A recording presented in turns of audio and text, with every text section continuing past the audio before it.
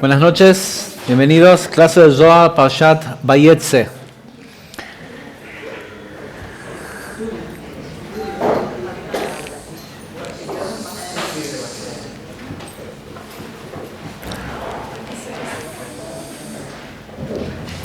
Clase de Zohar Parshat Vayetze.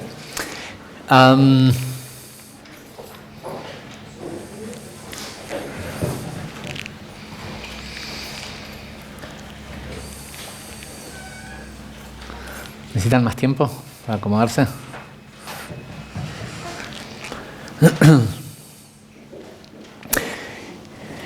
La porción de esta semana es sumamente significativa cabalísticamente hablando, porque cuando entendemos de qué se trata el estudio de la Kabbalah, se trata de lo que explica esta porción esta semana.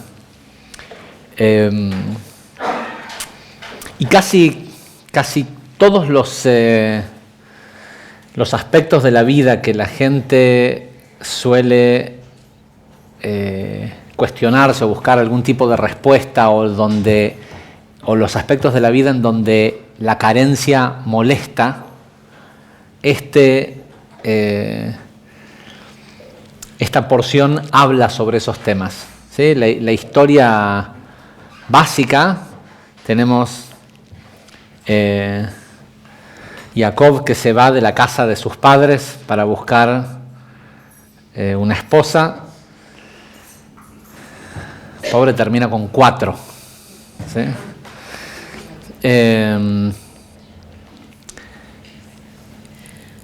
Está el tema de los desengaños. La historia uno puede pasarse horas y horas y semanas hablando solo sobre la historia de lo que es esta parashá y de las explicaciones metafísicas de la historia misma. Pero detrás de esta historia hay una verdad cósmica que es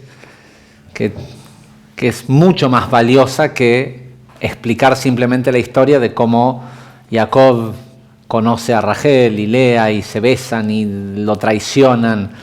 Pero todo lo que a la gente generalmente le preocupa, ¿sí? Conseguir pareja, poder tener hijos, todos los temas. Acá es como una novela mexicana esto. Lo único que se olvidaron es de que una de las esposas se quede ciega. Pero sacando eso, cumple con todos los requisitos para hacer una novela centroamericana. Está el suegro malvado que conspira contra el héroe de la novela, la hermana envidiosa, la hermana linda, la hermana fea, no, acá todavía no.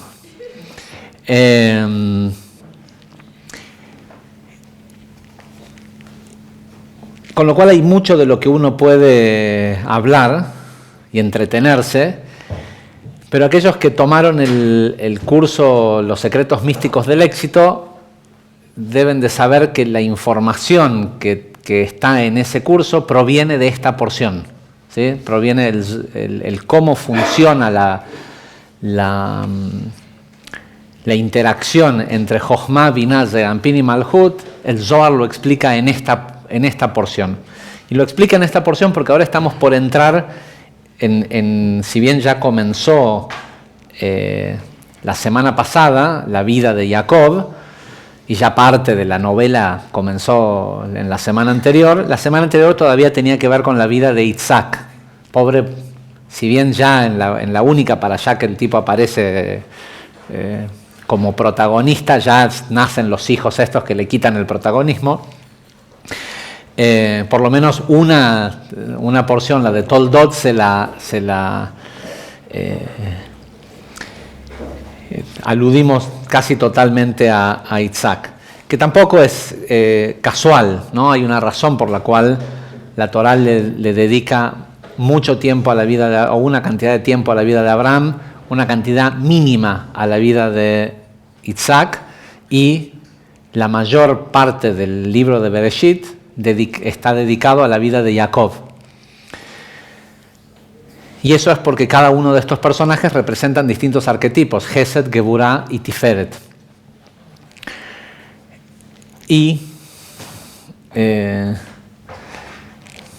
para simplificarlo, a Geburah no le hace falta demasiado que le dediquen demasiada energía para que esté presente. ¿Sí?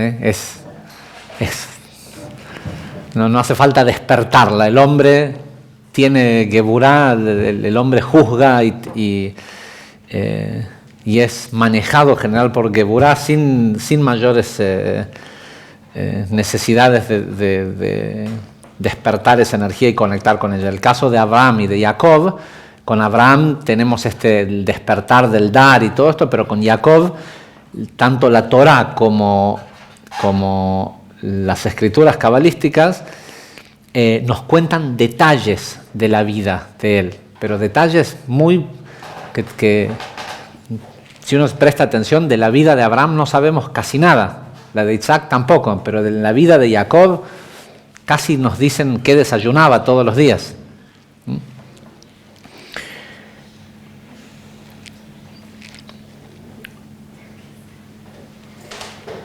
Sin que la importancia esté en la historia casi tonta, digamos, del pshat, de lo literal de la Torá, hay algo que ocurre con Jacob. Representa el proto-hombre, ¿sí? Es el prototipo de el hombre corregido.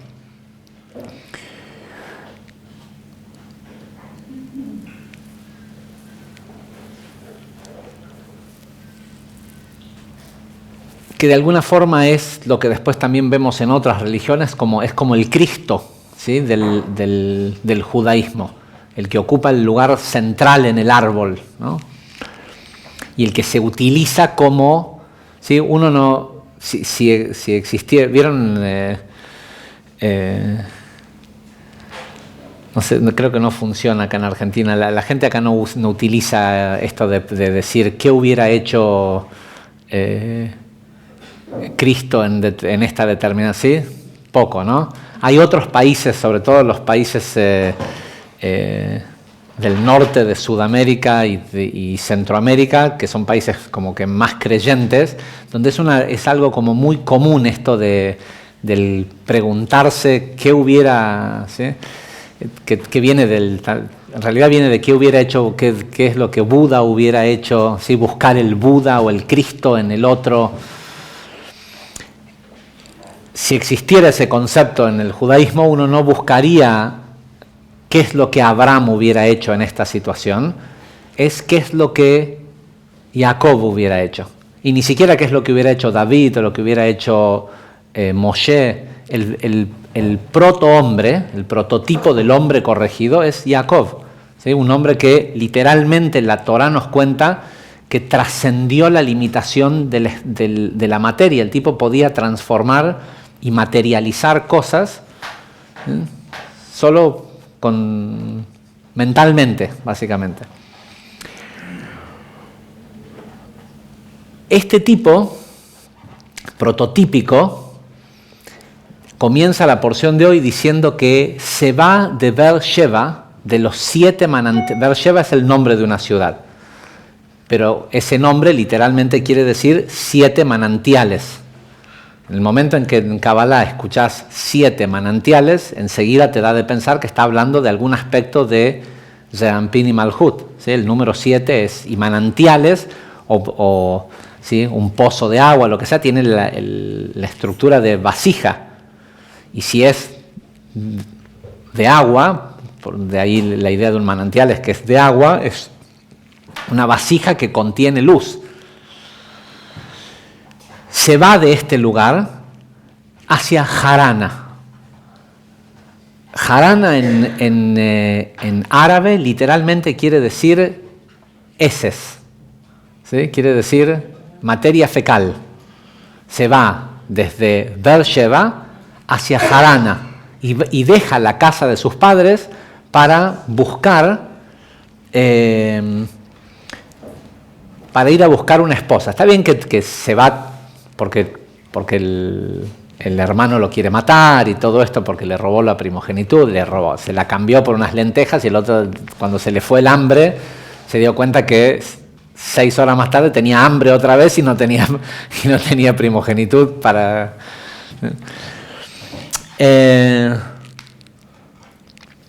conoce a la que va a ser su esposa y después lo terminan casando con Lea, con la hermana, y hay toda una historia de amor con lo que eso implica, ¿no? La ilusión del amor y todo esto, conectada con un suegro que, más allá de que si es un mago, un hechicero, lo que sea que es, constantemente pareciera como que lo estafa, que le dice, no, bueno, pero 7 años era por una esposa, si querés a la otra, como ya habíamos arreglado 7 años, vas a tener que trabajar otros 7 años, pero bueno, si querés te podés casar ahora y quedarte los 7 años a trabajar por ella.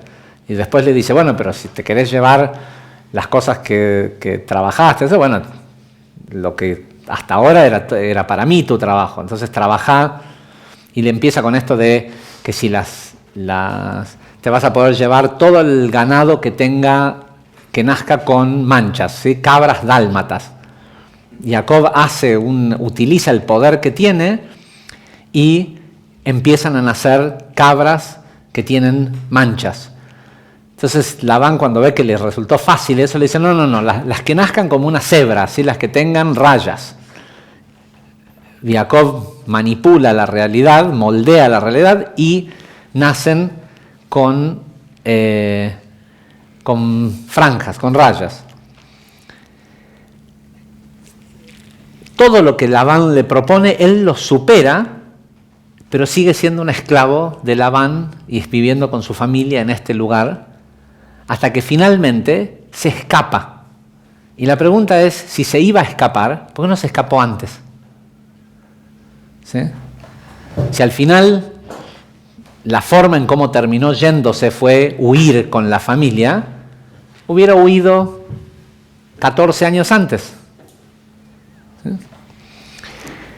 Era un genio para manipular la materia, todo, pero no para darse cuenta de que la próxima vez lo iban a volver a estafar y lo iban a volver a estafar.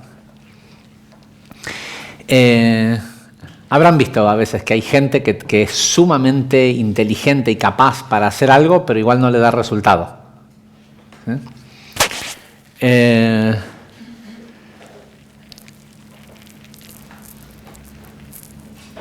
Y finalmente se escapa cuando decide irse después de que nace su hijo Yosef. Una vez que nace Yosef, incluso que todavía faltaba un hijo más nacer, él sabía que tenía que tener 12 hijos, que tenía que dar a luz a 12 tribus. Sin embargo, en la 11ª decide irse. Una vez que nace Yosef, decide que se va a ir. Y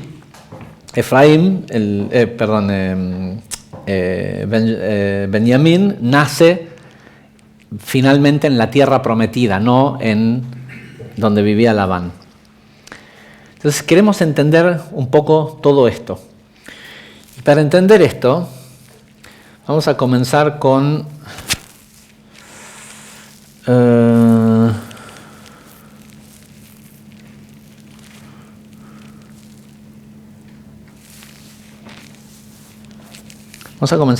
este pequeño comentario de Rav Ashlag acerca de la discusión de Jacob salió de.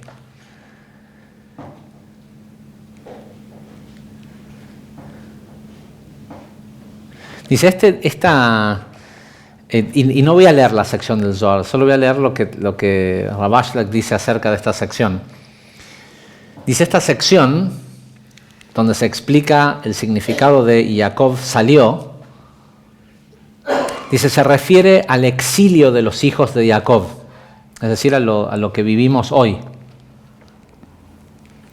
Y la necesidad que tienen, por estar en exilio, de acomodarse y ajustarse a las costumbres y las leyes del país, de la tierra en donde viven mientras están en el exilio. ¿sí? Una persona viviendo en Argentina, por ejemplo, no puede vivir 100% de acuerdo a las leyes de la Torá. Es decir, hay leyes de orden civil que no son necesarias según la Torá. ¿Sí? Y sin embargo tienen que hacer determinadas cosas, como por ejemplo pagar impuestos, en lugar de solo dar maaser, porque hay una ley en el lugar, entonces hay que acomodarse a la ley de la tierra.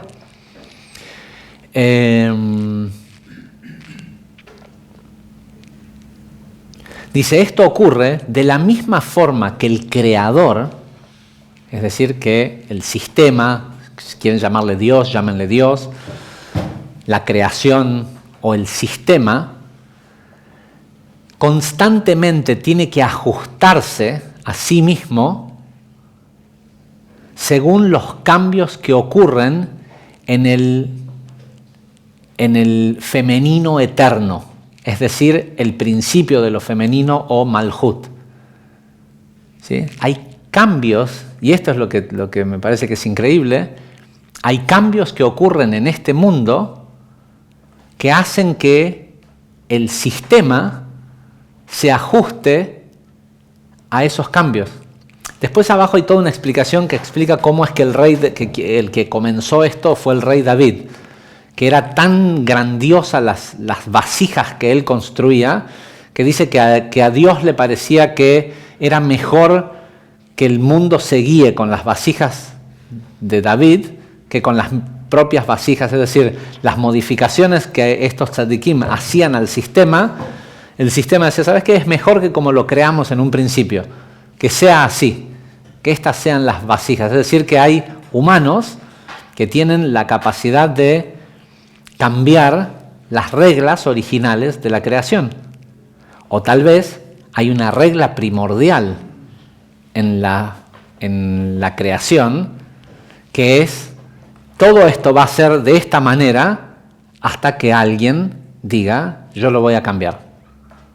¿Sí?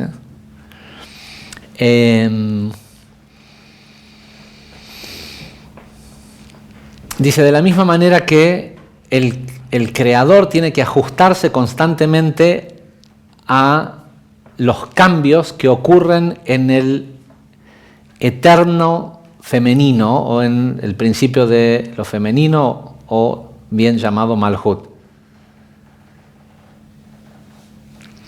Dice, el propósito que tienen los hijos de Jacob de reajustar la creación es para que cada vez sea más fácil la propagación de la luz espiritual,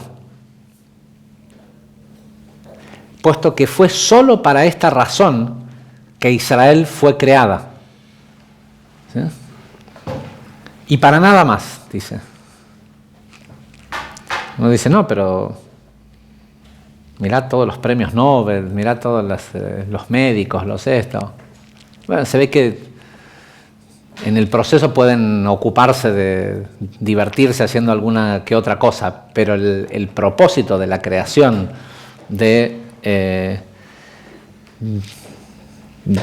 o de la precipitación de estas almas de Israel al mundo es para modificar al mundo a que sea cada vez más parecido a la luz.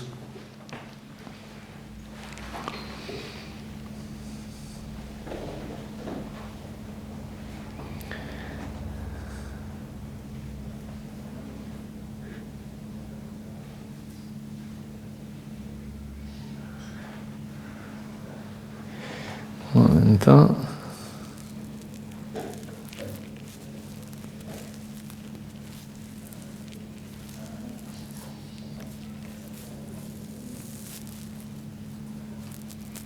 Ok, ahora después volvemos al Zohar a explicar por qué una vez que nació Yosef es que decidió irse.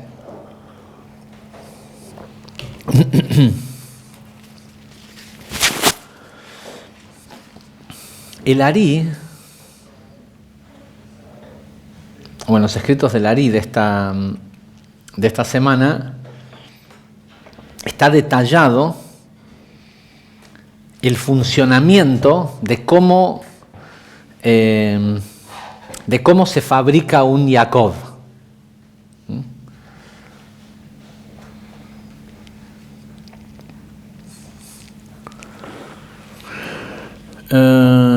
Y comienza explicando qué quiere decir esto de que Jacob dejó Beersheba y fue a Harán, o Harana en hebreo.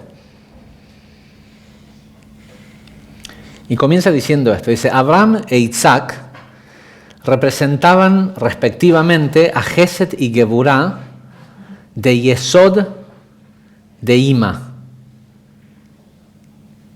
mientras que esta, Yesod de Ima, se viste de Da'at de Zeir Anpin.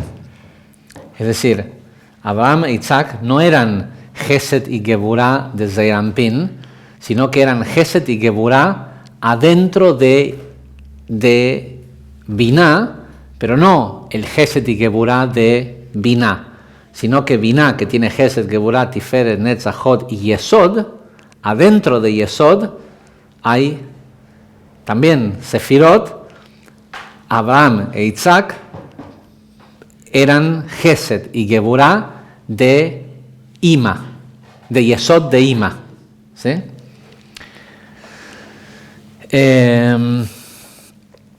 Dice, Yesod de Ima es el impulso o el empuje que tiene Biná para materializarse. Siempre explicamos, si tomaron justo antes de llegar, estaban pasando justo la clase del curso 2, en donde explica justamente esto, ¿no? Que una vez que la luz desciende, se precipita hasta Yesod, comienza a cobrar fisicalidad. ¿Sí? Entonces, en Biná, que es un plano intelectual, es en donde está el impulso o el deseo de materializarse. ¿Sí? Después, cuando eso desciende a través del árbol, comienza a cristalizarse y a hacerse físico. Pero el impulso comienza ahí. Y siempre está relacionado con Yesod, porque Yesod representa los órganos sexuales y es la pulsión, es el impulso de propagarse a sí mismo hacia una vasija. ¿Sí? En el caso de Biná, la vasija va a ser siempre Zeir Anpin, y después de Zeir Anpin la vasija va a ser Yesod. Perdón, Malhut.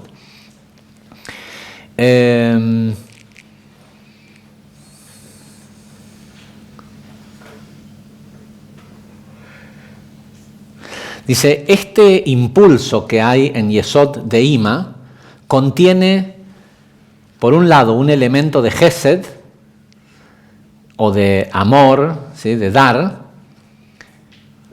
como parte de su motivación, y al mismo tiempo un elemento de Geburá, o de poder. ¿Sí?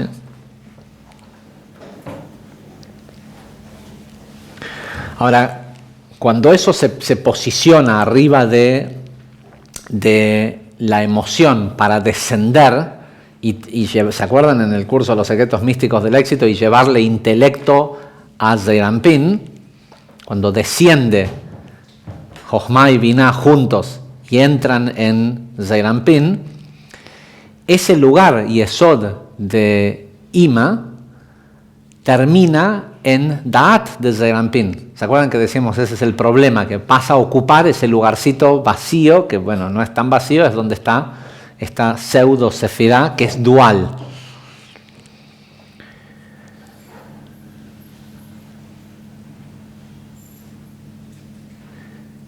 Dice, y el propósito que tiene Zeir Anpin es que tiene a través de Da'at, tiene la capacidad de enfatizar uno u otro de estos aspectos, el aspecto de Gesed o el aspecto de Geburá, porque Da'at en Zeir Anpin es dual, tiene solo 5 estados de Gesed o 5 estados de Geburá.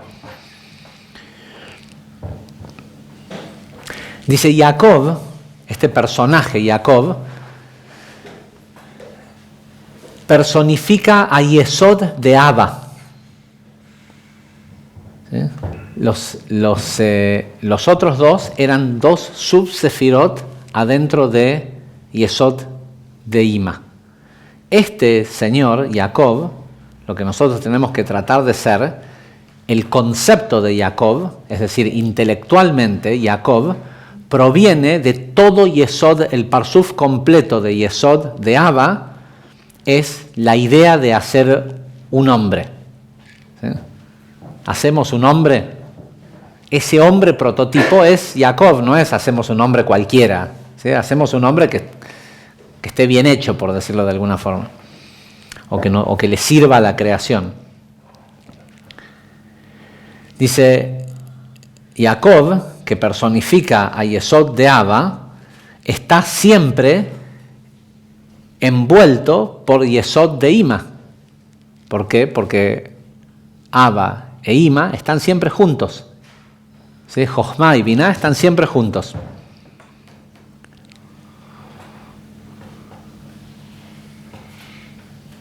Es decir, que cuando Yesod de Ima termina introduciéndose en Da'at de Zeir Anpin, en donde se va a generar este pensamiento subjetivo de, y vamos por el deseo de dar, o no, vayamos por lo egoísta, cualquiera de los dos, para cuando eso sucede, ya trae adentro a Yesod de Abba. ¿Sí? Cuando eso sucede, que ese pensamiento creativo, vamos a ponerlo en estos términos, cuando el pensamiento creativo nos lleva a la excitación de pensar que, che, esto que estoy por hacer está bueno. ¿Está bueno para quién? Y ahí viene la pregunta, ¿para lo que le va a hacer al mundo? O por ahí la persona dice, para ganar mucho dinero, o para conseguir reconocimiento, o para lo que sea. ¿Sí? Es en la excitación de reconocer, porque uno, hasta que ese intelecto no desciende a alguna especie de plano físico-emocional, es solo un pensamiento. ¿Sí? Nadie se pone a sacar cuentas sobre si hay algo para ganar o no con los pensamientos locos que se te ocurren en cada momento de la vida.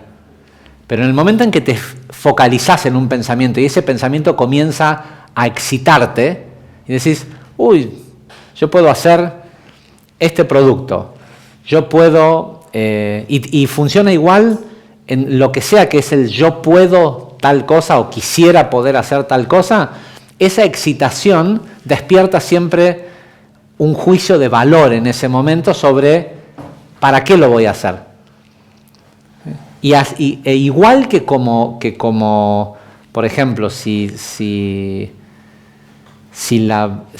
el juicio de valor es voy a darle este producto grandioso al mundo, o como tengo este producto grandioso voy a hacer mucho dinero, al final hace falta, en cualquiera de los dos casos hace falta fabricar el producto.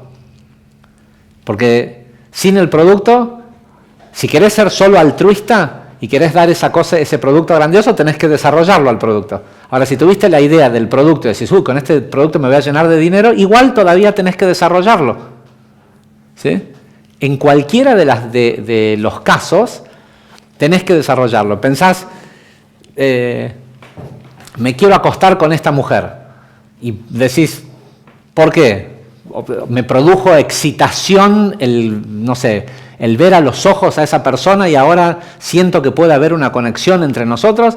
Y la pregunta es, ¿por qué? Y porque de repente va a ser la madre de mis hijos y voy a tener una familia o vamos a ser felices, esto, lo otro, o estoy pensando en solo recibir placer sexual.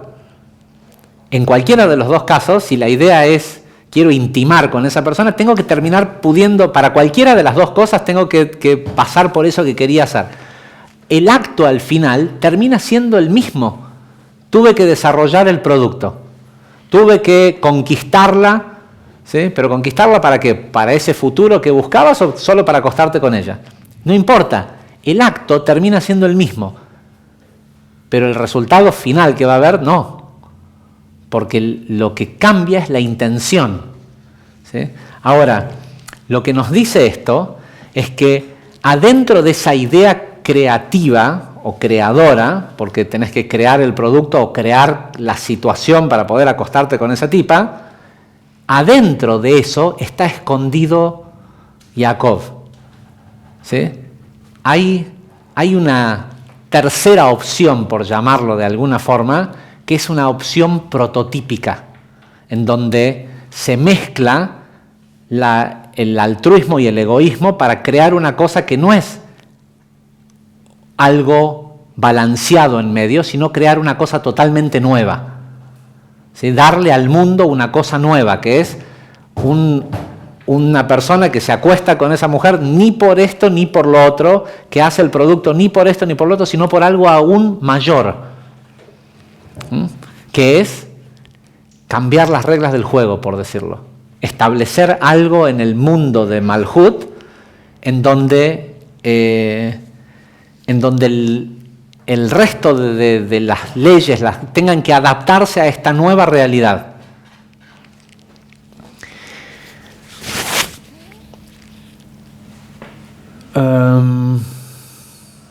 Dice, ahora bien,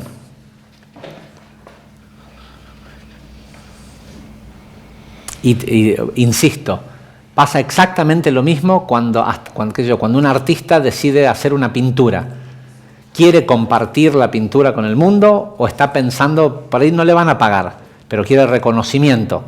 Lo que sea, la motivación hay motivación altruista, motivación egoísta, y después hay Jacob, Tiferet, ¿sí? Que es otra, no es la mezcla de los dos. No es 1 más 1 es 2. Esto es 1 más 1, 3. ¿Sí? Se genera una cosa nueva.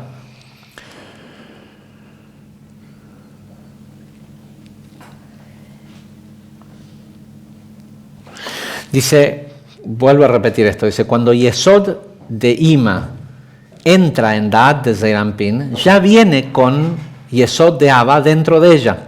En otras palabras, dice Lari, ese impulso de auto actualización, de hacerse real que está dentro de Ima, también lleva adentro, un poco más profundo, el impulso de auto realización o actualización de Abba.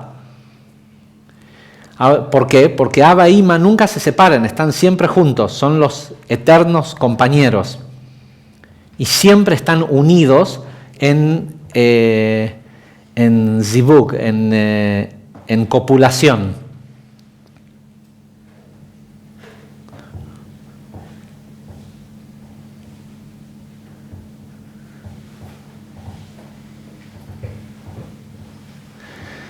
Dice, ¿por qué siempre tienen que estar juntos?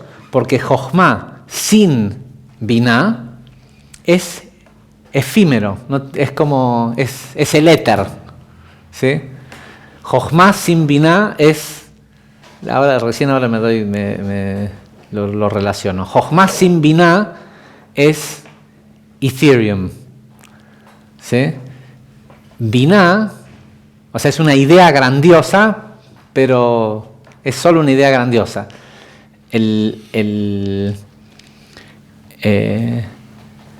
Binah lo que le hace es que le da una plataforma operativa, le da la capacidad de que se puedan hacer cosas con eso. Dice, ahora bien, hay que saber que cuando esa energía desciende desde lo intelectual a lo emocional o a lo físico, lo primero que descienden son, que lo primero que entra en Zeir Anpin son mentalidades inmaduras. Dice, las mentalidades inmaduras, las cuales siempre son representadas por el nombre Elohim, porque tienen juicio.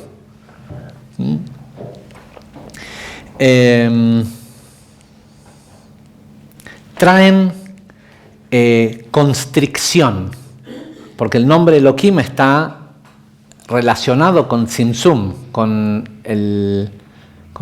sí, por eso la Torah dice de que fue Elohim quien creó el mundo, no dice que fue Yud-Kei Vav-Kei, porque la emanación original, es decir, el Tzimtzum, que la gente habla del Big Bang como una gran expansión, y la Kabbalah dice, no es una gran expansión. El hecho de que se haya creado materia es una gran constricción, porque en un plano que antes era totalmente infinito, de golpe hay cuerpos celestes, materia, espacio, vacío, ¿sí?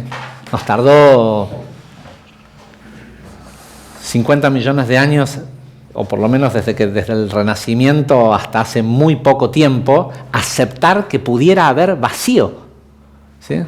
¿Sí? ¿Cómo se propagaban la luz? ¿Cómo se propagaban los fotones? Y tiene que haber algo, si no, ¿cómo se propaga Nos tardó hasta Einstein el aceptar que pudiera existir dentro de nuestro universo la antimateria, el no espacio, el vacío. Igual así no lo entendemos.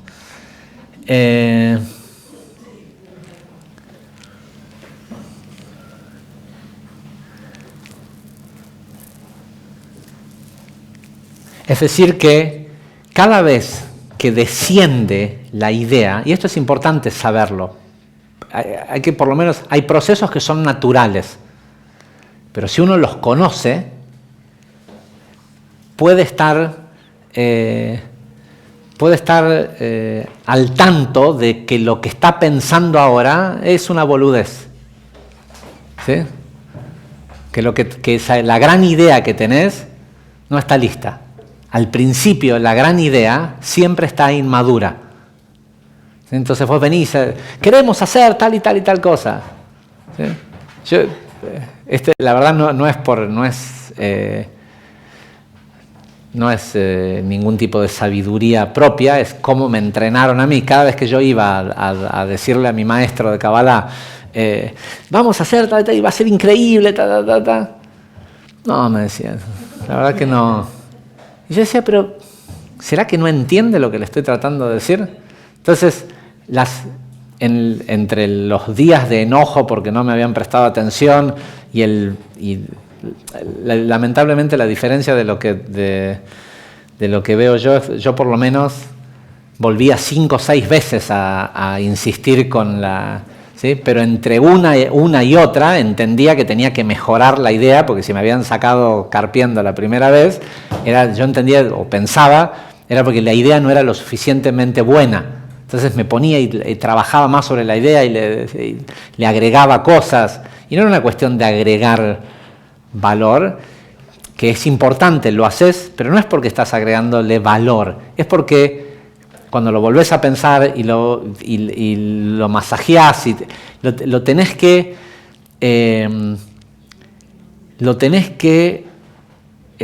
masticar hasta que entiendas que está bueno hacerlo, pero que ya no te excita hacerlo. ¿Sí? Que sí, es algo que es buenísimo. ¿Sí? Va a ser buenísimo para el mundo. Pero ahora, o sea, ¿qué quiere decir no te excita hacerlo? Quiere decir que te dé lo mismo que lo haga otro. Después otro no va a ver que lo pueda hacer porque vos sos el único que vio la idea y que la amasó y la masticó y todo. Pero mientras estás con el excitement, la excitación de que pensás que la idea es grandiosa y que sabés, es un estado inmaduro. ¿Sí? Donde esa excitación misma está clouding your judgment, te está nublando la visión, no te deja ver claramente. Y pruébenlo. Fíjense, o sea, cuando les traen una gran idea, prueben de decirle a la persona, me parece genial todo, pero me parece que vos no sos la persona indicada para hacerlo. ¿Qué tal si se lo damos a otro? Se lo explicás y se lo enseñás y lo haces. Y no se trata de que si querés que lo haga otro. Lo que estás queriendo ver es si es por ego que la persona lo está haciendo. Porque parte de ese, ¿qué quiere decir inmaduro? Inmaduro quiere decir ego. ¿Sí? En en el espectro cabalístico de las emociones no hay bien y mal, ¿sí? Hay grados de altruismo o egoísmo. Entonces, parte de esa excitación que el Zohar lo llama intelectos inmaduros, es intelectos egoístas, ¿sí? Lo querés hacer, pero no porque es bueno para el mundo. Bueno, sí será bueno para el mundo, pero ¿qué? ¿Y no me voy a llevar el crédito de que fui yo el que lo pensó? O al que se le ocurrió, o lo que sea.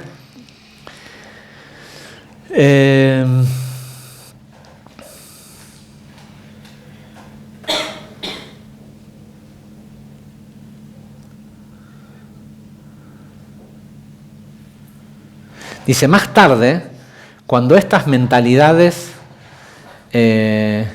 maduran y entran en la mente, las mentalidades inmaduras son empujadas hacia abajo y descienden hasta la garganta. Dice, esta es la razón por la cual la palabra garón, que quiere decir garganta en hebreo, tiene el valor numérico 259, que es igual a 3 veces el valor numérico Elohim más el Kolel. Dice que casualmente es el mismo valor numérico que la palabra jarana, ¿sí? Esto de que Jacob se fue de Beersheba, se fue de Yesod, de Abba, pareciera que se fue a la jara, ¿sí? al mal, pero en realidad ese es un proceso que ocurre siempre. Cuando una persona decide salir de la casa de sus padres, es decir, de la comodidad para hacer algo nuevo, para ir a buscar su propio futuro, dice, lo primero que tiene que hacer es hacer es ir a Harán, es decir, oprimir a las mentalidades inmaduras.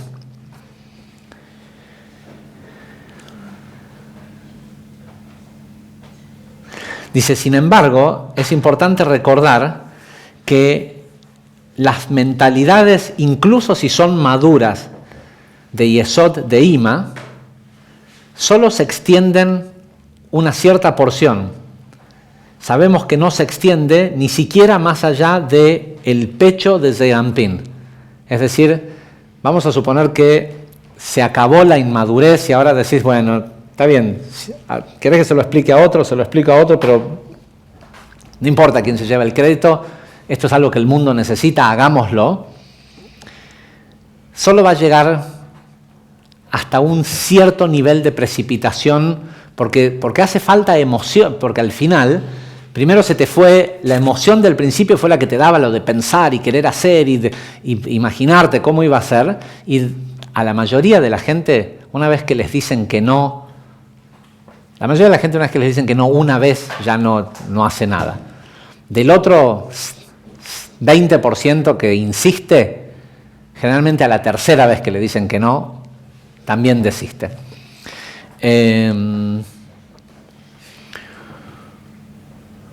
Una vez que la persona, pero ¿qué pasa? Para concretar cosas en este mundo hace falta pasión, hace falta emoción, ¿no? Para que las cosas ocurran. ¿Sí? Si la persona pudiera desde un principio decir, tengo esta grandísima idea, es genial, necesito alguien que la ejecute, alguien que se lleve el crédito, alguien que, si desde un principio la persona no quisiera nada que ver de eso para sí mismo, podría volcar toda esa excitación y todo eso de la gran idea en pos del producto, de la conquista, pero como es intrínseco del ser humano el deseo de recibir para sí mismo, siempre está ese aspecto de Geburá. Entonces, lo que hace el sistema, si tenés suerte, ¿sí? Si tenés suerte y tenés un maestro, el maestro te dice que no 3 o 4 veces. Si no tenés suerte, la vida te dice que no 3 o 4 veces. ¿Sí? Y la vida espera que te ilusiones y que juntes momentum y todo, porque si no, no hay aprendizaje. O sea, si la cachetada no viene en un momento en donde ya pensabas que lo tenías,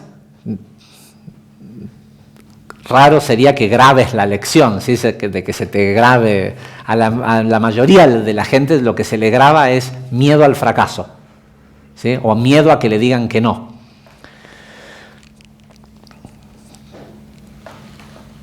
Y es increíble porque nos pasa esto en un mundo donde sabemos que el 99,9% de la gente del mundo, como respuesta inmediata, dice que no a todo, ¿sí? Por eso la clave de la venta es tener parametrizado cada cuántos no conseguís un sí. Y salir, no a conseguir que alguien te diga que sí, sino a conseguir la mayor cantidad de nos lo más rápido posible, ¿sí? Si 1 de cada 10 personas te compra, quiere decir que cada no que te dicen es 10% del próximo sí. Entonces me dijo que no, ya tengo 10%. El otro que me diga que no, 20%. ¿Sí? Cada 9 que te dicen que no, entonces si vos ves cada no como el 10% de la conquista del sí que está viniendo, al final termina pasando lo mismo, ¿sí? Pero la mentalidad es totalmente distinta. Al revés, cuando el octavo te dice que no, decís, ya estoy cerca. Cuando la mayoría de la gente, cuando el cuarto le dice que no, se rinde.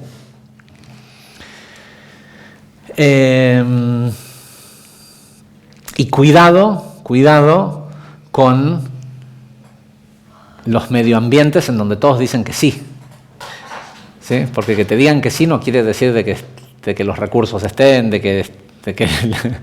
De que hay mucha gente que fácilmente dice que sí. Generalmente el que dice que no es porque está tratando de cuidar algo, un recurso, un algo que a él ya le costó 10 nos conseguirlo. Entonces, ¿por qué te lo va a dar rápidamente? Te va a decir que sí la primera vez, ¿sí? Porque esto que parece tan loco le pasa a todos, ¿sí? Porque es una mecánica de cómo funciona el universo. ¿Por qué digo 10 no? Porque es lógico que porque Malhut hay uno solo dentro de 10 Sefirot, ¿sí? Y solo Malhut es el que al final dice que sí. ¿Sí? La manifestación, el sí que es relacionado con la manifestación, es 1 en 10. Ahora, sin los otros 9, nunca llega nada a Malhut. Por eso también uno tiene que ejercitarse a decirse que no a uno mismo, ¿sí? Parte de la responsabilidad está en decir, yo sé que puedo, pero me tengo que convencer a mí mismo de que no me estoy mintiendo. De la única forma que sé que no le estoy mintiendo al otro es si me puse a mí a prueba si me estoy mintiendo a mí mismo, ¿sí? Hay muchísima gente que sin ninguna mala intención le hace perder tiempo, recursos y cosas a gente solo porque estando seguros de que están haciendo lo correcto, pero es solo porque no se chequearon a sí mismos y todavía no se dieron cuenta que se están mintiendo a sí mismos. ¿Sí? Por eso después se sorprenden cuando no funciona.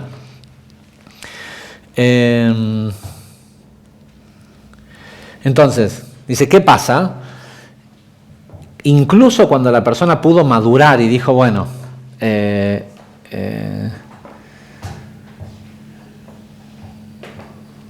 vamos a hacerlo por algún propósito altruista y no tan enfocado a lo que yo voy a recibir, al egoísmo. Dice, la energía de Yesod de Ima, recuerden que en Yesod de Ima estaba Gesed y Geburah, Abraham e Isaac, solo se extiende hasta la mitad del pecho. ¿Por qué solo se extiende hasta la mitad del pecho? Porque no le corresponde a Isaac y a Abraham ocupar el lugar de Jacob. La mitad del pecho es Jacob. Es decir, siempre lo ancestral te viene y te trae la información, la idea, lo que sea, pero siempre hasta un punto en donde al final hace falta que uno lo haga. ¿Sí?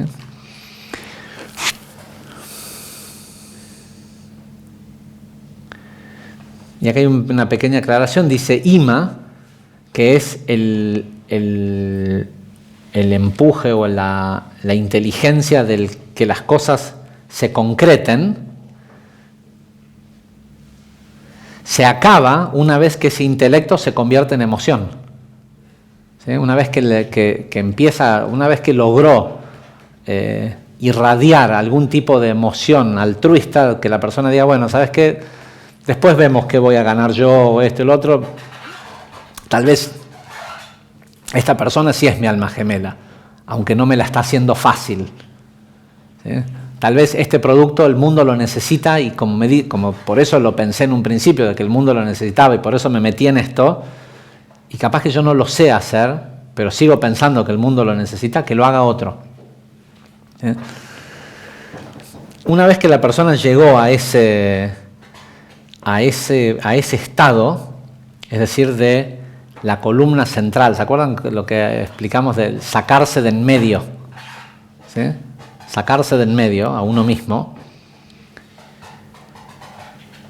ahí puede conectar con esta siguiente fase, que dice, el Ari dice lo siguiente, dice, sin embargo, Yesod de Abba, como es un aspecto masculino, es mucho más largo. Yesod son los órganos sexuales.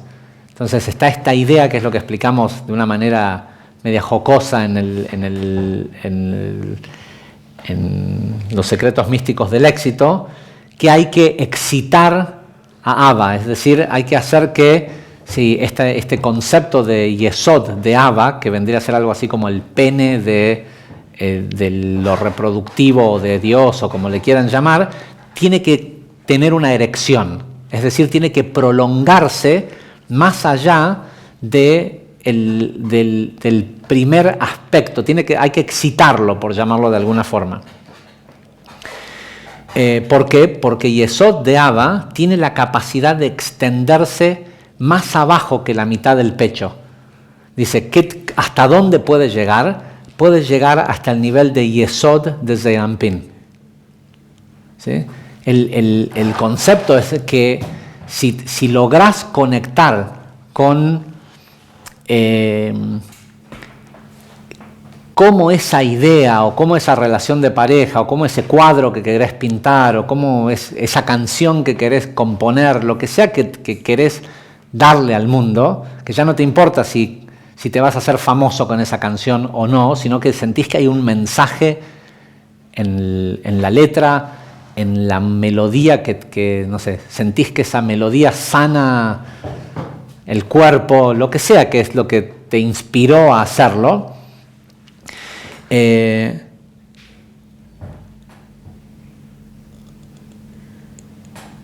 Eso que es el producto, por decirlo en sí mismo, independiente de los actores, mejora al mundo. Porque la idea de Yesod, de Jochma es esa. La idea de Abba Abba es el mundo perfecto en estado potencial. Entonces, cada vez que alguien puede precipitar una idea de ese lugar, más allá de que si él después pueda darse cuenta o no, si él es quien la puede materializar, si es él y más personas, porque seguramente tiene que ver con la corrección de aquel que recibió la emanación, si es que es un tipo que, no sé, por ahí es él el que lo tiene que hacer, pero también parte de su tikkun es que siempre se corta solo y hace las cosas solo. Entonces, como también tiene que aprender a trabajar en equipo, no le dan todo el intelecto para que tenga que salir a buscarlo en otras personas.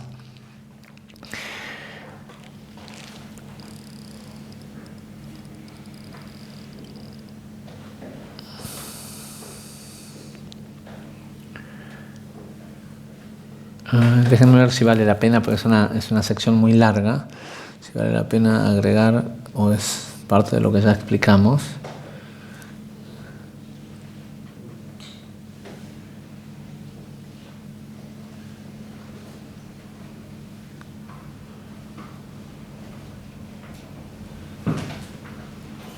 Ok, sí, es importante.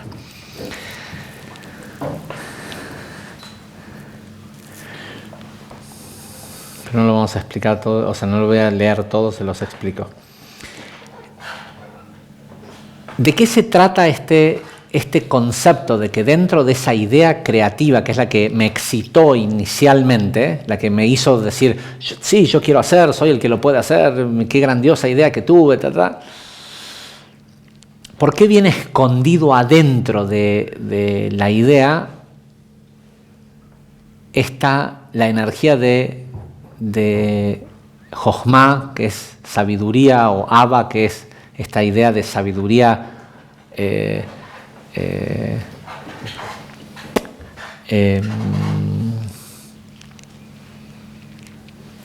esta sabiduría con un impulso de reproducción o de materialización? ¿Por qué está escondida adentro de Ima?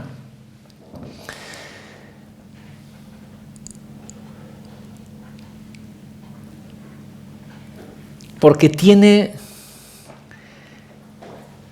en sí una especie de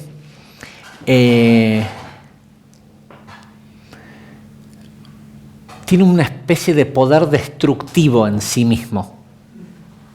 ¿Sí? A quien está tratando de destruir es a vos mismo. ¿Sí? Las nuevas emanaciones tienen esta esencia. Lo que más le importa al mundo no es el producto nuevo, no es el inventé el iPhone. Lo que le interesa al mundo, después el iPhone va o el teléfono que sea, o lo que sea, o el producto que sea, va a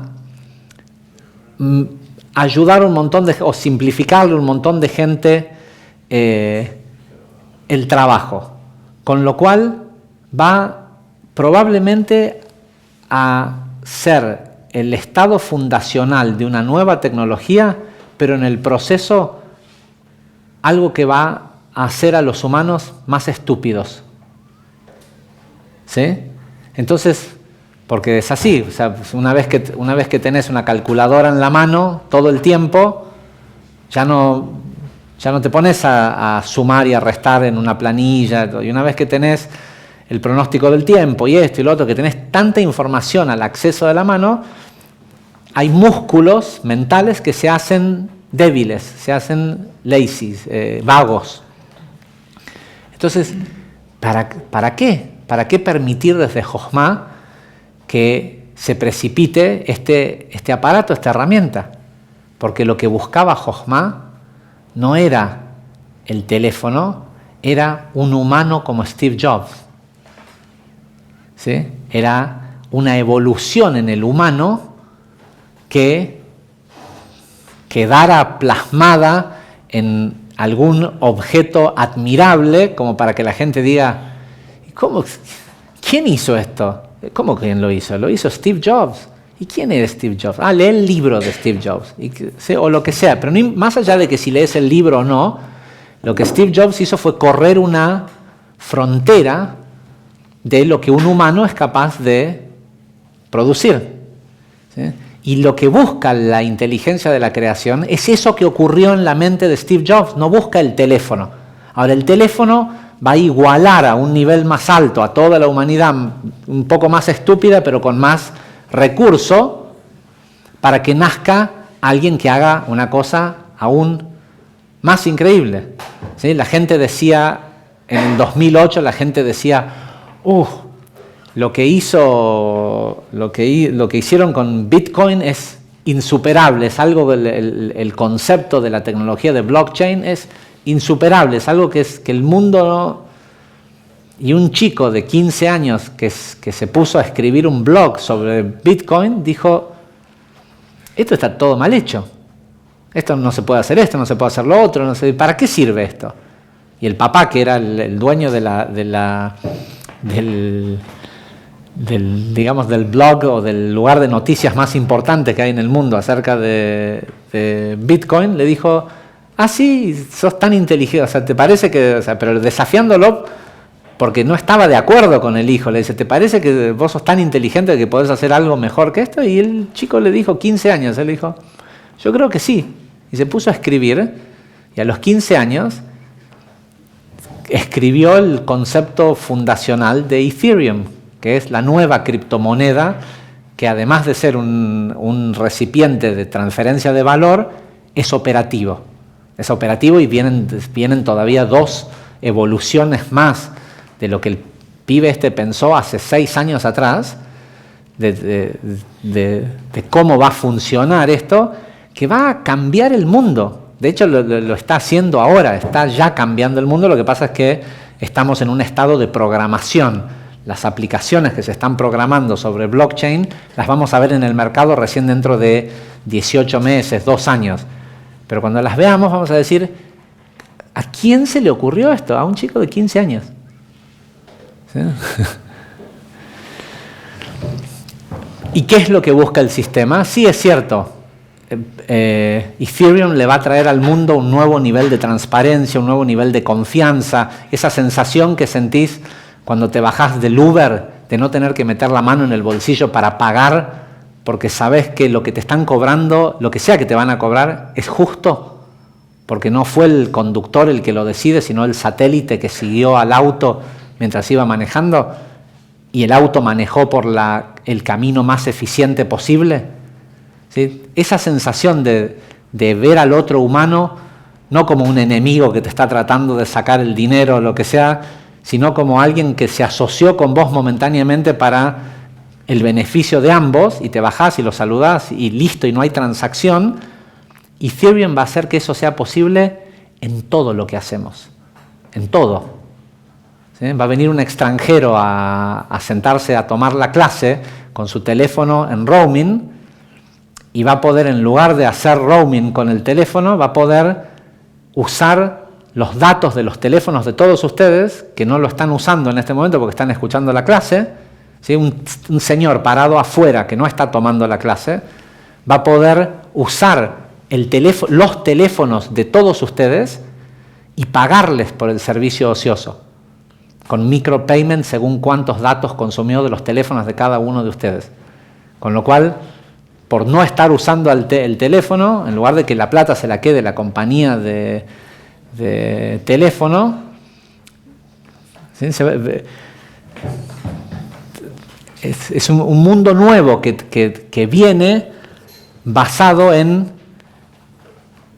la idea de una persona. Ahora, ese mundo increíble va a hacer que mucha gente se haga también más vaga, ¿sí? Al no estar el enemigo, por llamarle de alguna forma, la amenaza, que fue lo que hasta el momento el animal evolucionó tratando de defenderse de la amenaza del depredador, hasta que llegó al humano que tiene esta inteligencia que el clic fue, ¿sabes qué? Antes de morir me voy a dejar escrito que tal animal nos quiere comer. ¿Sí? En el momento en el que el ser humano, la gran diferencia entre el animal y el humano fue la primera vez que el humano pudo dejar una memoria externa de su experiencia de vida. ¿Sí? Pintura rupestre, el primer libro, lo que sea. De hecho, la humanidad está retrasada. Hay un cálculo que se hizo, que es muy interesante ver, es una tesis de doctorado que dice que la humanidad hoy está retrasada 1000 años. ¿Cómo retrasada 1000 años? ¿En comparación a qué? No, en comparación a dónde hubiera estado si no se hubiera quemado la biblioteca de Alejandría.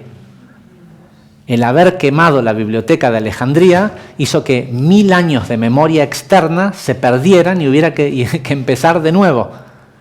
¿Sí? Lo grandioso del ser humano, por eso a mí me fascina esta película Lucy, porque la idea de Lucy es eso: si tenés información, buscá la forma más eficiente posible de transmitirla. Y Lucy se termina convirtiendo en un pendrive. ¿Sí? Todo eso, en realidad, el baluarte es lo que ocurrió en Vitalik Buterin, en ese chico de 15 años que, ¿se entiende? O sea, lo que busca el sistema es aparatos que sean mejores para expresar la verdadera inteligencia de la creación, la conciencia que está presente en la creación desde hace miles de millones de años, esperando que nosotros nos avivemos.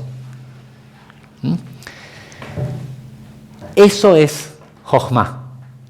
adentro de cada idea, adentro de esa excitación, de esa infantilidad de querer de esto y cambiar el mundo y lo otro, lo que sea, hay algo que lo que está tratando de hacer es destruir tu antiguo yo. Y cuando la persona puede deshacerse de esa excitación y no lo hace ya por satisfacer al animalito, ¿sí? A que el cuerpo se ponga contento, sino que empieza a pensar realmente de manera altruista. Y la persona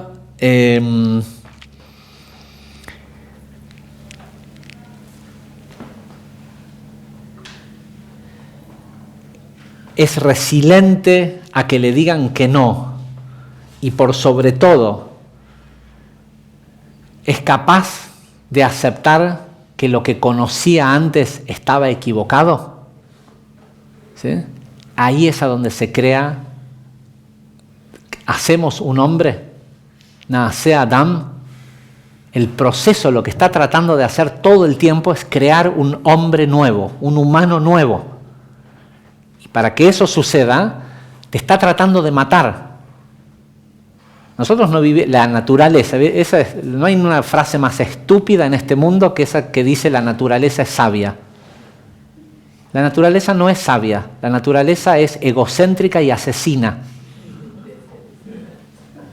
La tendencia de la naturaleza es totalmente egocéntrica y a su vez es asesina.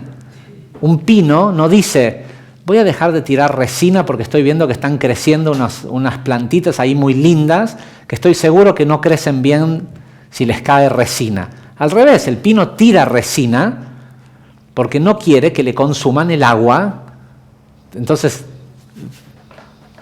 genera un lugar donde no hay competencia de agua porque quiere sobrevivir solo él, ¿sí? Y no deja que nada que consuma el agua que puede caer ahí crezca, ¿sí? Y el pino, si se fijan, tiene unas ramitas así que conducen el agua lo más cerca posible del... ¿sí? Los genios del cálculo de estructura y de la captación de energía solar son los árboles. No hay nada en el mundo, no hay un panel solar más eficiente que un árbol. ¿Ustedes se dieron cuenta que los árboles cuando llueve se lavan solos? ¿Sí? Que uno nunca ve después de una lluvia un árbol sucio, y vos pones tu auto en la calle cuando llueve y está más sucio que antes de la lluvia. ¿Sí? Hay un trabajo científico que se está haciendo hace muchísimos años tratando de generar pinturas que sean parecidas a la cera que desarrolla el árbol en la hoja, justamente porque el costo más alto que tiene el panel solar, una vez que está instalado, es que hay que constantemente lavarlo, porque si no pierde eficiencia. Y las plantas no pierden eficiencia energética por la tierra del ambiente, porque la hoja en el momento que se moja se limpia. Y ya se descubrió que no es solo por la capa de cera que produce encima, sino por una secuencia de formas que tiene la hoja que no permite la acumulación. Entonces hace ya muchos años que se está tratando de generar una pintura que tenga unas escamas, que haga ¿sí? Vamos a lo importante. Lo importante es que esta naturaleza y este mundo te está tratando de matar, ¿sí? Y lo hace por tu bien, ¿sí? Porque o la adversidad saca la necesidad de ser eje, dice el dicho, o la adversidad saca una inteligencia superior que no tiene que ver con sabiduría, sino con inteligencia, con saberte manejar. Parece que no, pero hay un montón de gente en la calle que por la situación de calle en la que están mejorando a la humanidad, porque la necesidad extrema lleva a la mente a cruzar umbrales, a permitirse cosas, a ser más astuto de repente que gente que es muy educada, pero que no tiene astucia. Entonces, a cada quien el sistema lo pone en una situación en donde, por carencia, hace que evolucione la raza. Pero al mismo tiempo, cuando aquellos que adquieren sabiduría pueden sacarse a sí mismos del medio, es decir, quieren usar eso que adquirieron en pos de los demás, ¿sí? Más allá de que eso es lo que atrae los recursos y demás, hay un proceso virtuoso, se llega al mismo lugar, pero lo que está tratando de hacer el intelecto de Jochma es que aceptes o que valides la idea anterior. Cada vez que llega, vamos a explicarlo así, cada vez que llega una idea, esas revelaciones de, esto se soluciona, este problema que tiene el mundo se soluciona de esta manera, ¿sí? O entendés algo, de repente, de la nada, algo que venís hace un montón de tiempo pensando, de golpe lo entendés, porque lograste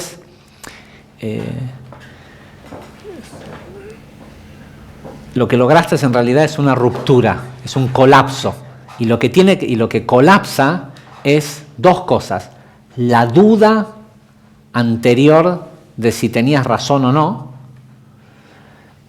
o la idea anterior.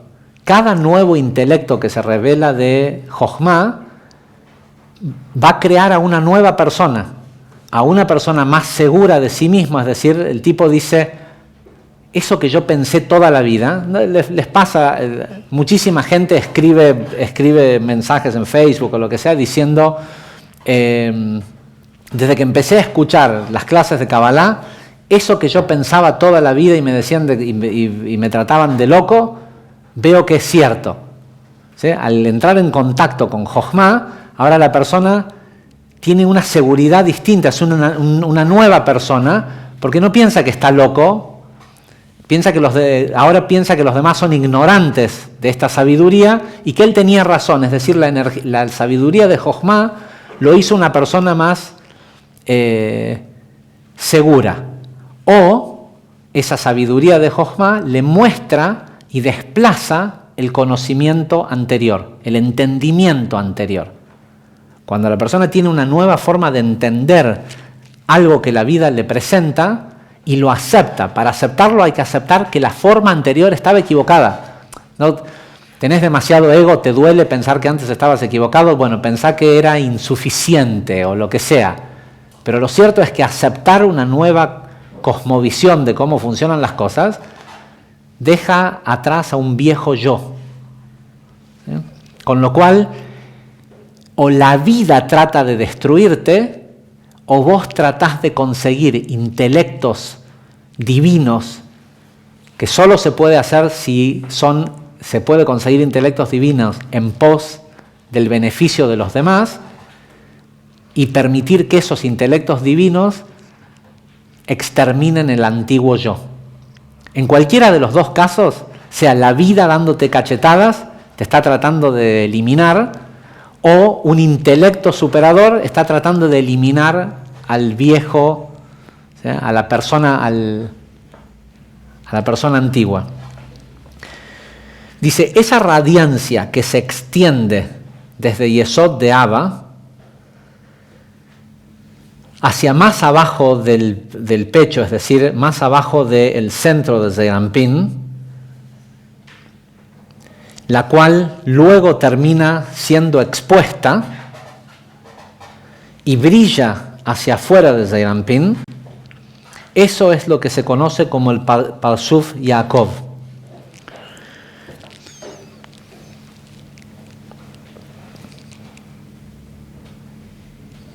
Dice, esto es el sentido místico, el significado místico del versículo que dice, y Jacob se fue o salió de Beersheba y fue a Harana.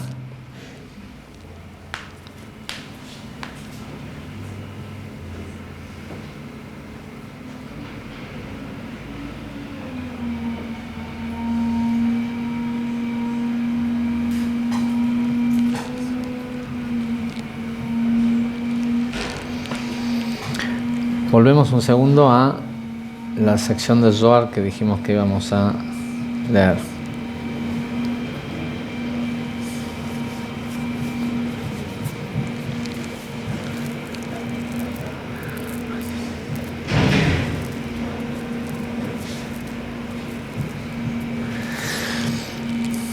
Dice, Rabbi Elazar comenzó a discutir el versículo que dice: y sucedió así que cuando Rachel dio a luz a Yosef, ¿sí?, Jacob decidió irse de lo de Labán.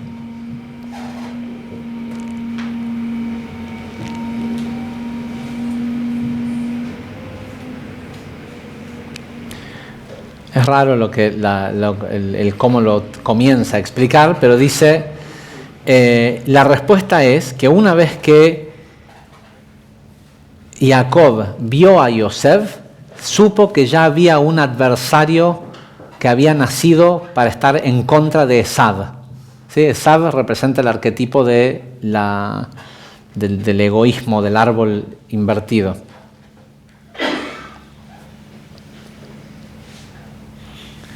Dice, vengan y miren. Dice, Yosef perfeccionó el lugar de Jacob,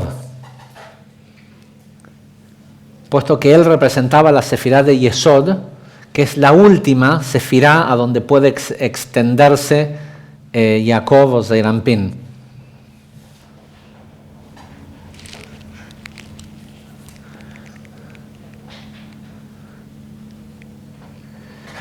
Dice, después de que Jacob vio que el cuerpo había sido perfeccionado con el nacimiento de Yosef, ahí fue cuando dijo, hay que irnos.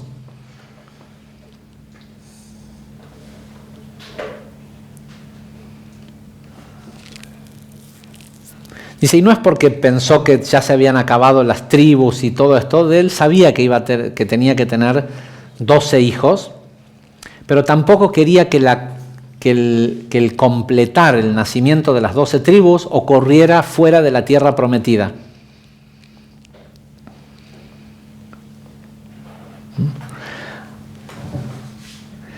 En definitiva, lo que significa el nacimiento de Yosef es que esa luz por la cual él se fue de la casa de sus padres, eso que fue a buscar y todo esto, llegó a Yesod, se extendió lo suficiente como para que diga, ok, ¿qué es lo que realmente vinimos a hacer?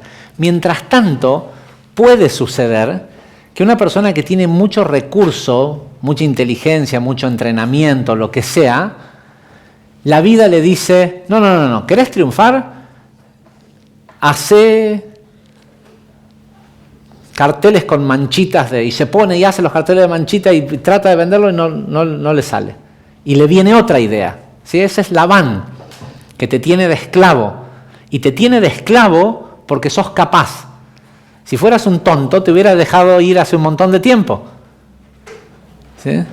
Es la fuerza que representa Labán, que no es otra cosa más que el egoísmo, mientras que la persona sigue pensando, ¿cómo hago para ganar plata?, se te viene una idea. ¿Sí? Es Labán que te dice, ¿te querés ir y que irte rico de acá, de este lugar? ¿No te gusta Jarana? ¿No te gusta, hablando mal y pronto, este lugar de mierda en donde estás? ¿Querés una vida mejor? Hacé tal y tal cosa. Y te pones y haces y esto y lo otro, lo que sea, y no funciona. ¿Por qué? Porque estás queriendo hacerte de una vida mejor para vos mismo. ¿Sí? Entonces quiebra ese proyecto y la persona dice, no, vamos a hacer, se le viene otra idea. Siempre que la persona sigue, acuérdense, el mundo está tratando de matarte o de que vos mates al egoísta que vive en vos. Entonces, te va a dar otra gran idea que sí la vas a saber concretar y no vas a poder entender por qué. Otro tipo que es un idiota hace un producto que es horrible y se llena de plata. ¿Sí? Y a lo mejor es porque el otro tipo, que es un idiota y hace un producto horrible, está buscando qué tiene él para dar para los demás. Y siempre hay, no sé, 1.000.000 de personas con mal gusto. La mayoría de la gente tiene mal gusto. Uno cuando ve, es así, uno cuando ve, ¿no les pasa que ven ropa y dicen, ¿quién se pone esto? Y de golpe ves un tipo que está vestido con eso y decís, o sea, se debería de haber fundido, ¿no? O sea, uno dice, ¿quién se va a poner eso? Y de golpe ves a alguien en la calle que se lo puso. ¿Sí? ¿Por qué si gente tonta es lo que más hay en el mundo? ¿Sí? No es lo normal que lo que más hay es gente súper capaz e inteligente. Entonces, si vos tenés ese producto que es genial, pero tenés que ir a buscar un montón de personas geniales. ¿Sí? Y las personas geniales ya tienen desarrollado un sexto sentido para identificar si el que produjo el producto quiere agregar valor a mi vida o quiere llevarse mi plata. ¿Sí? Porque él, como es genial y todo esto, él ya pasó por esa. Entonces, ¿por qué esta vez, si a él le costó tener lo que tiene, se lo regalaría a alguien que no está dispuesto a hacer ese mismo proceso? Porque se siente, el producto mismo lo dice. ¿Sí? Porque el producto es solo 1% materia y es 99% intención. La gente tonta o menos refinada espiritualmente puede ser que lo compre. Pero si vos haces un producto para gente viva, ¿sí? Esa gente, ¿por qué es viva? Porque está más en reconocer el 99% que el 1%. Le encanta, lo ve al producto y dice, uy, qué lindo que es esto, y lo vuelve a poner ahí y no lo compra. ¿Eh? ¿A nadie le pasó esto?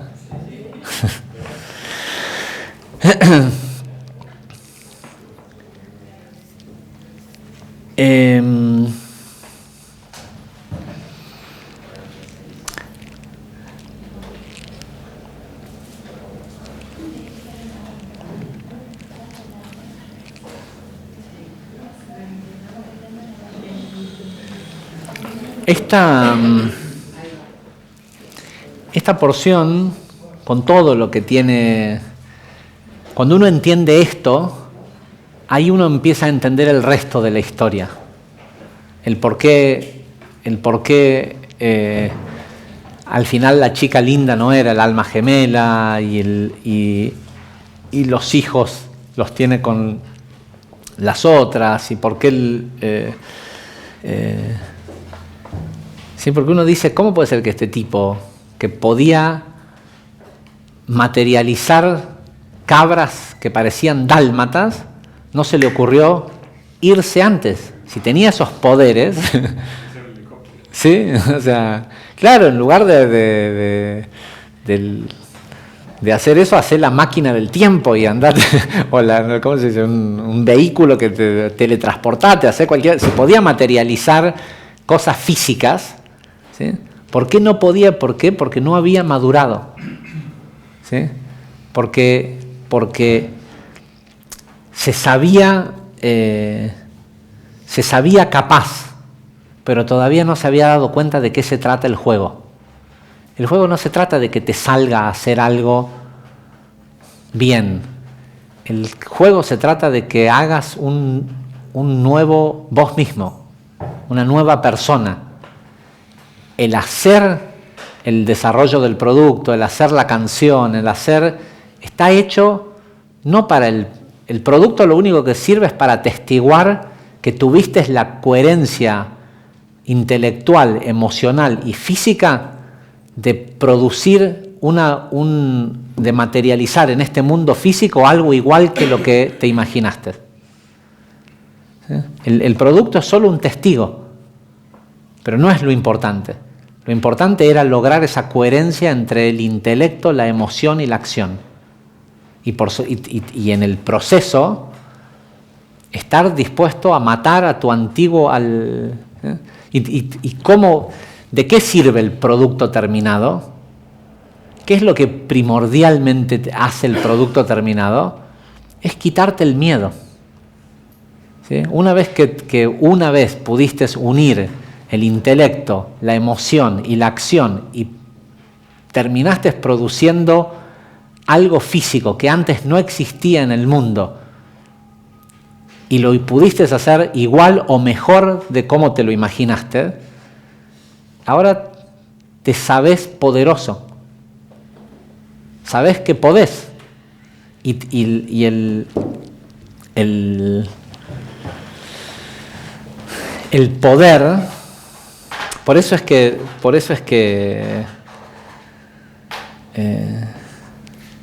no me acuerdo exacto cómo es la frase del personaje de House of Cards, que dice, que compara el poder con el dinero y dice el dinero es una casa en los Hamptons con el auto nuevo, con esto, con lo otro, lo que sea. Dice, el poder es un palacio. ¿Sí? Dice, y yo no puedo respetar a alguien que elige el dinero sobre el poder.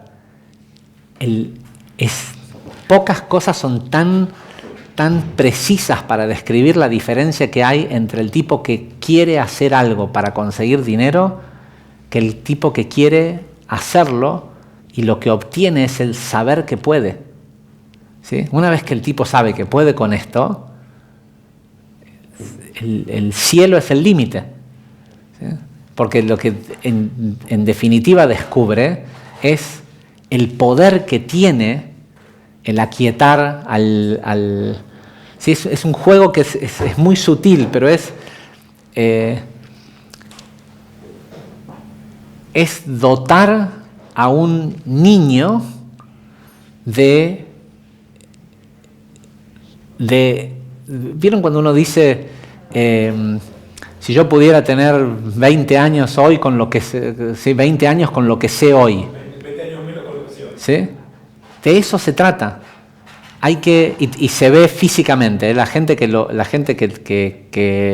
hace, la gente que uno ve jovial a una cierta edad, tiene que ver con eso. Es dotar de la inteligencia actual al niño que sigue ahí adentro. Ese niño es un estado potencial de Jacob, de un hombre prototípico que puede crecer adentro de uno en cualquier momento de la vida. ¿Sí? Hasta un día antes de morirse una persona a los 90 años puede recobrar 10, 20, la cantidad de años que sea de vida, o morirse al día siguiente, pero hacerse eterno. ¿Sí? Si logró unificar la experiencia con esa energía que tiene el niño que piensa que puede todo. ¿Sí?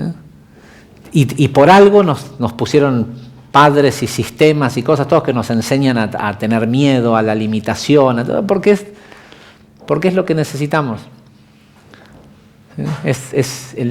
El desafío no se trata de crear un nuevo producto, se trata de crear un nuevo hombre. Y el producto es solo el testigo. Así que, Besat Hashem, esta semana, que esta energía va a estar, por decirlo, presente en el aire, es un buen momento para hacer algunas cuentas.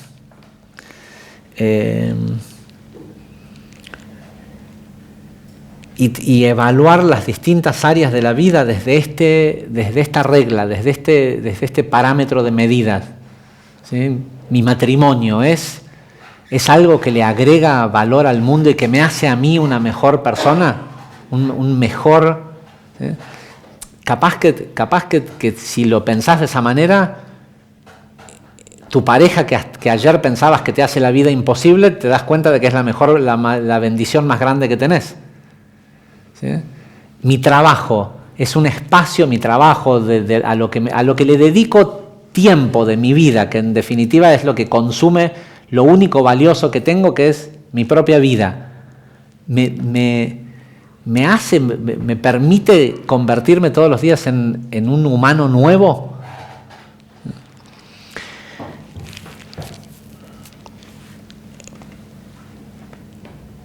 Siempre digo que la mayoría de la gente sabe o tiene una idea de qué quiere hacer o qué quisiera producir o dar o por lo que quisiera ser recordado.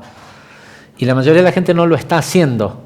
¿Por qué? Porque les cuesta mucho. ¿Sí? Esta es una buena semana para escribir cuánto cuesta. Ya sabes que te cuesta mucho. ¿Sí? Pero ponele nombre y apellido a lo que te cuesta. ¿Sí? ¿Qué te cuesta? ¿Años de tu vida? ¿Sí? ¿Qué es lo que estás perdiendo? Porque es fácil decir, no, lo que pasa es que me cuesta mucho levantarme más temprano para hacer tal cosa, o me cuesta mucho, ¿sí? No sé, ir al gimnasio, me cuesta mucho enfrentar a mi jefe y... Ok, ya sabes que te cuesta mucho. ¿Cuánto te cuesta? ¿Sí? Vas a ver que al final, cuando logres ser realmente honesto, vas a ver que la cuenta, lo que te da al final es años de tu vida. ¿Sí? Si alguien te viniera y te dijera ahora en este momento, por cada año que sigas trabajando en este trabajo que odias, pero que te tiene cómodo porque te pagan bien o lo que sea, vas a vivir un año menos. ¿Sí? Y te dicen, ¿cuánto trabajaste ya? ¿10 años? Ibas a vivir 10 años más. ¿Sí? Es así, si te pasaste 8, 10 horas, entre ir al trabajo y volver más las 8 horas, te pasaste 10 horas del día, de un día en donde estás despierto solo 14, 15 horas, 15 horas consciente, te gastaste el 70% de eso haciendo algo que odias, y hace 10 años que lo estás haciendo, acabas de vivir, date cuenta, viviste 7 años menos. No importa el día la fecha en que te vas a morir. La cuestión es que si los días, las horas transcurridas fueron vida. ¿Sí? Entonces, si saca la cuenta, vas a ver que lo que te cuesta es literalmente años, horas, tiempo de tu vida. Es lo mismo que vivir menos. Y si alguien te dijera, en este instante, bueno, por cada año que sigas viviendo, que sigas yendo a ese trabajo que odias, vas a vivir un año menos, no lo dejaría. Si tuvieras esa certeza, renunciarías hoy mismo. Y en realidad eso es exactamente lo que está ocurriendo. Cada año que estás haciendo eso, estás viviendo un año menos. 70% de ese, ¿sí? Estás viviendo 9 meses menos. Así que Besat Hashem, espero que si deciden dedicarle el tiempo para sacar la cuenta, al final de la cuenta puedan tomar alguna decisión que sea positiva. Y la decisión más positiva que podés tomar, hay 2 personas que realmente merecen, no que les quiten años de vida, sino que se merecen morir hoy mismo. Uno es el egoísta que tenemos adentro y otro es el cobarde que tenemos adentro. Hasta la semana que viene. Muchísimas gracias.